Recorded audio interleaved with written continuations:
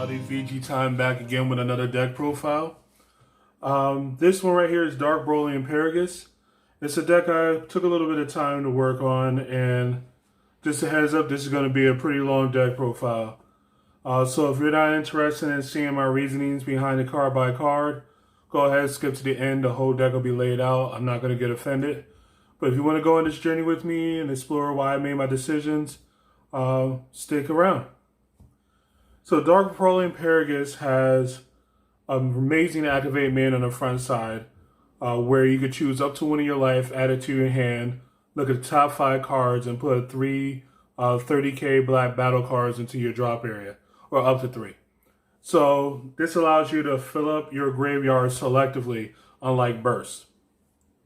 Those 30k battle cards matter for a bunch of reasons, and we'll get into that as we go along. It has an auto once per turn where you swing, you draw a card. And that works really well with the activate main, because when you put those 30Ks into the drop, you are then over time lessening your ability to draw them, which is not what you really want to be doing. You want them in the drop area so you can do your thing. Then it awakens when you're at 4 or less life. When it awakens, you draw 2 cards and you flip it over. On the back side, we have Dark Broly and Paragus to corrupt it. It has 2 activate mains. The first one is once per turn, where you get to choose up to 3 30k black battle cards from your warp, put them into your drop area, and draw a card. So it allows you to get cards without having to attack your opponent, which is a little less important on the back side, but it's still good to have. And then we have the activate main, actually activate battle, where you could send a black 30k battle card from your hand or drop area, or hand or battle area, to the drop in order to give him plus 5k power for that battle. That's very important because a lot of the 30k black battle cards that are for this archetype have 0 combo power. So this gives it pseudo combo power, but it's uninteractable unlike comboing. So if they happen to have a Bardock Unison or something like that out, they can't stop this ability from happening. And as mentioned before, it's not once per turn, so you can do it with multiple cards, and it's pretty powerful. So the main engine of the deck revolves around this guy right here, which is 4 copies of the 1-drop 30k Broly. What's cool about the 1-drops in this deck, at least the ones meant for the archetype, is that they are 30ks, but they can't attack. They can't be played unless your leader is Dark Broly. Those are the 2 main things that they have going for each other, as well as being 0/0s. This one has an activate main where you can pay black, warp 3 other black cards in the drop area to put them into play. The reason why he's so important is because of his interaction with the next card right here, 7-star ball, Parasitic Darkness. So just like all the other Dark Dragon Balls, you could use it as a 5k pump as an activate battle. But at the activate main is that you send this guy to the drop area to make one of your Dark Brolys from your deck or the drop area. So you want to try to do that on turn 1 as much as possible. The main one you want to go into is one of your 2 copies are Dark Broly, the Newwst Sand. Now all the Dark Brolys have a similar thing going on too, which they're all unique, and they all have an auto condition when they're played that prevents you from playing another one of that same name for the turn. So usually you want to go into your 30k blocker right away, which is what this guy is, and kind of defend your life as you continue to fill up your graveyard. Now next up, we have another Dark Broly that you can go into, one that I actually think is the best one, which is the rare Dark Broly, Demon Realm Ravager, where it has a auto that allows you to, when it comes into play, warp a card from your opponent's hand and a battle card from their drop area. Now, another thing I forgot to mention about the Dark Brolys is that they all have an activate main where you can warp 6 other black battle cards in your drop area to play them from the drop, which is why that auto is there. it prevents you from just constantly looping the same one over and over again. But anyhow, back to the rest of the deck. We have 2 copies of the SR Dark Broly. This one I think is actually possibly the weakest one.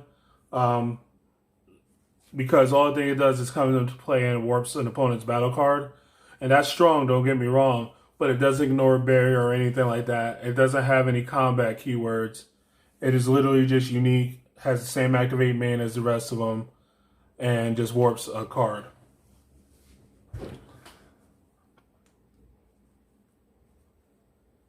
Make sure I get over there in order.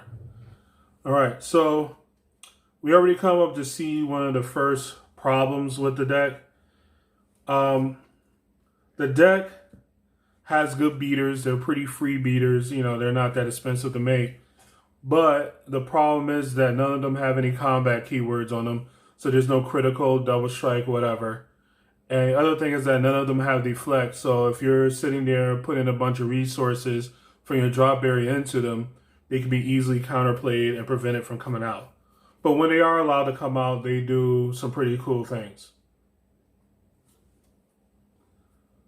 All right, continuing on. We have 3 copies of Toa, Union of Magic and Science. Her purpose is that she searches the ball and recurs the ball from the drop area. At least that's her main purpose anyway. Then we have 2 copies. Toa Dark Aura Deluge. She has the ability to sack a 30k to retrieve a 30k.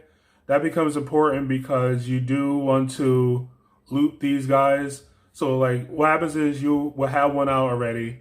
You want to be able to like swing with it, sack it off for something, and then use the ability in the drop area to play it out again to get its ability so that you're cycling these cards turn after turn instead of just having them sit out there and be 30Ks. So she helps you do that. She also helps recur some other cards that we're going to get into later in the deck profile, which makes her strong. We played 2 copies of Paragus, Toa's subordinate. He kind of solves one of the issues of he gives a critical to your guy by tapping himself into Toa. So at least you have some type of combat keyword skills on your guys so that they're actually threatening. So I mentioned that I thought that the SR Broly was kind of mediocre. Main reason why is because this card is this, which is Ultimate Transformation Mirror. This one has an auto when it comes into play that warps a card from your opponent's hand, and an activate main once per turn where you get to sack one of your 30Ks to warp one of your opponent's battle cards. So you don't have to put a bunch of drop area resources into making this guy turn after turn just for the sole purpose of warping an opponent battle card. You could just do it just by sacking off guys. But he is actually a hard 6, unlike the Dark Broly. So to make him a little cheaper, I do play 4 copies of Mirror Arcane Overflow.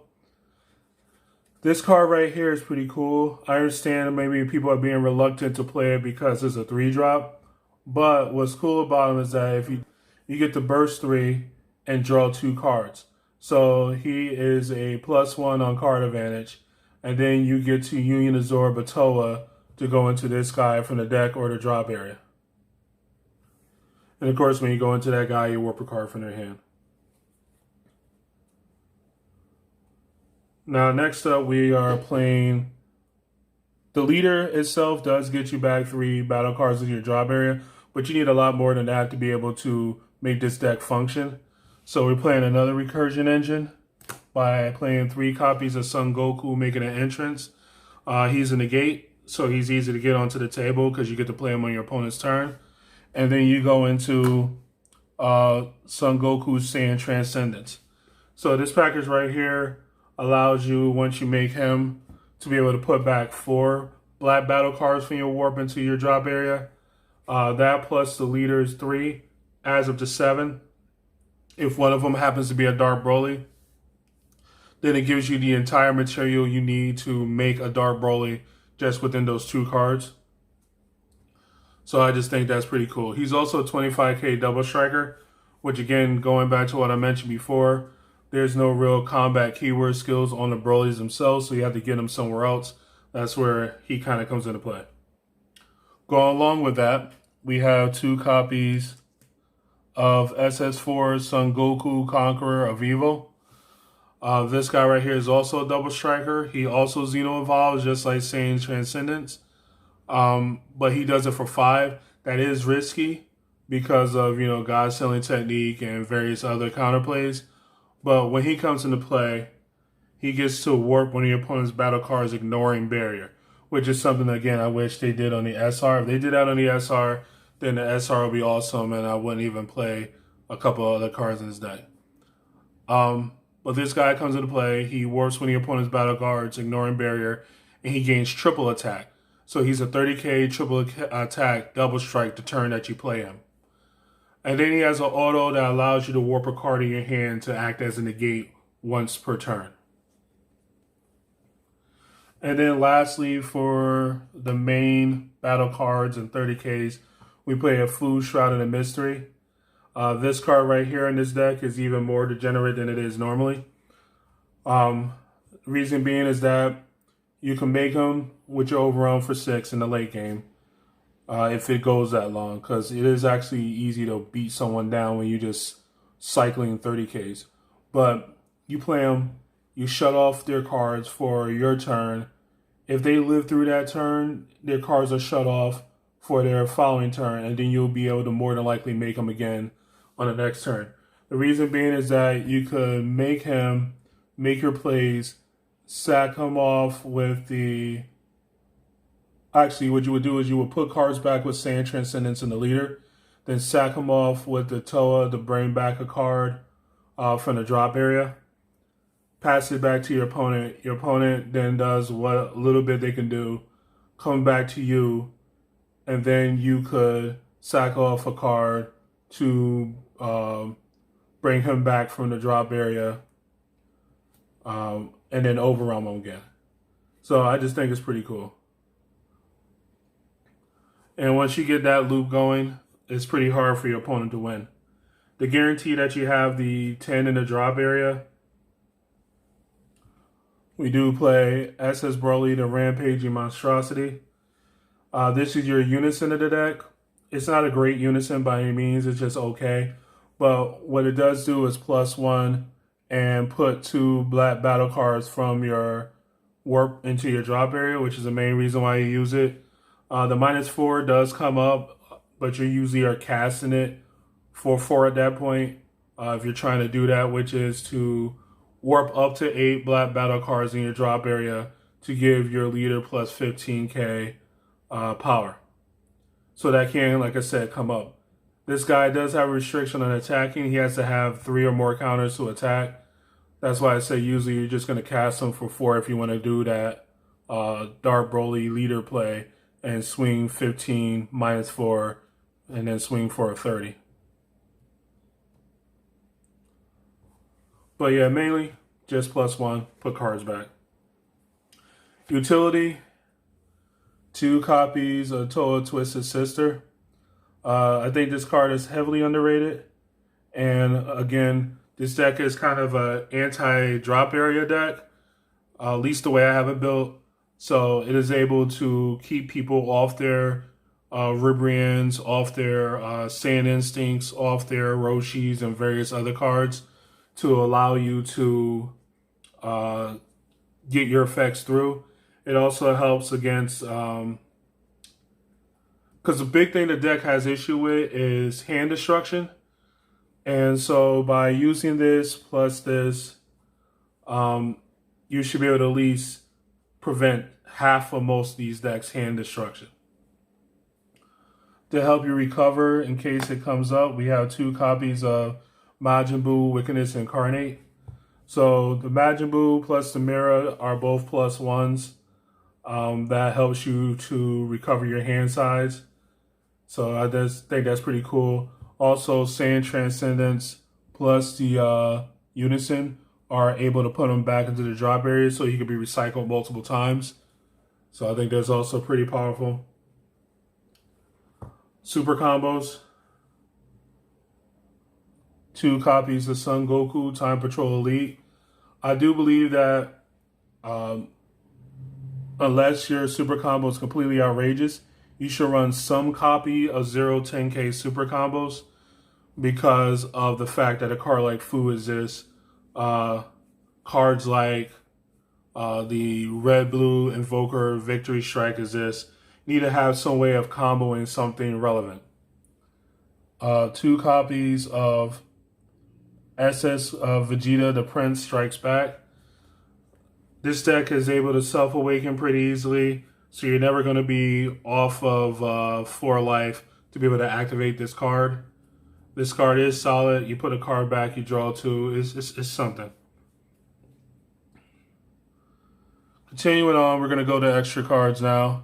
4 copies of Darkness Blast Stinger. I think this card is absolutely nuts.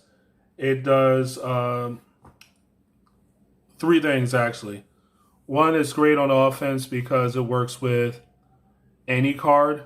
So that includes your Unison. If you actually wanted to use your Unison to attack, you could Darkness Blast Stinger on that. It's great on defense because for your leader, it's a 115K. For any other card, it's a 110K. And then your leader gets beamed for the turn. The drawback, if there is one, is that when you play it, you have to choose 2 black battle cards in your drop area and send them to the warp to give your leader the plus 5K. The 10K is what it is, but the plus 5K requires that cost. But that's not really a cost in this deck because of the amount of recursion you have into the drop area. 3 copies of Power Burst. The 3 copies of Power Burst is to use with the Sand Transcendence to create a negate loop to assist sister to be able to hit another card in the drop area or to get back any of the other Toads if need be, or the Paragus, or even a Broly to make plays further on in the game. 1 copy of Instant Transmission 10 times Kamehameha. Let me move this over a little bit.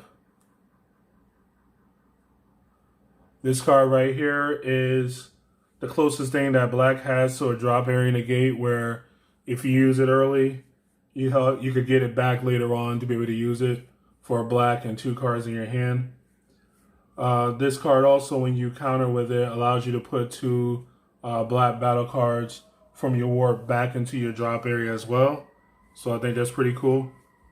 And then the last 3 cards is to shore up the other bad matchup this deck kind of has, which is really low to the ground aggro, which is actually fairly popular right now. Not as popular as it was last set, but fairly popular now. So to help out with that, 2 copies of Unexpected Turn. This card right here is actually pretty good in general. If your opponent has 3 or more battle cards with cost 2 or higher, the card being played as a counterplay, a card being played is sent to the warp, and then you warp all 2 drops or less, ignoring barrier. We do play quite a bit of 2 drop or less, but we get them all back with our leader, our Unison, and our Sand Transcendence package. So we're not really worried about that. But it is great against decks like Agents of Destruction and various other low-to-the-ground decks. And then lastly, 1 copy of Dragon Ball's Negative Energy Overflow. This is the ultimate I chose for the deck. Pretty cool card. It gets reduced by cost for each battle card in your drop area. Again, between the leaders, Sand Transcendence, Unison, you should be able to get this down to at the highest of 4, at the lowest 3. Activate battle. At the end of the turn, you choose all battle cards ignoring barrier and you send them to the drop area, which in this deck doesn't really matter because you could play all your guys back out the drop area for the most part. And it helps to create an opening in very complicated board states. So that's the entire deck. I hope you guys enjoyed it. If so, please do me a favor and leave a like. Subscribe to the channel if you wish, and I'll try to keep these decks coming. This is VG Time signing out.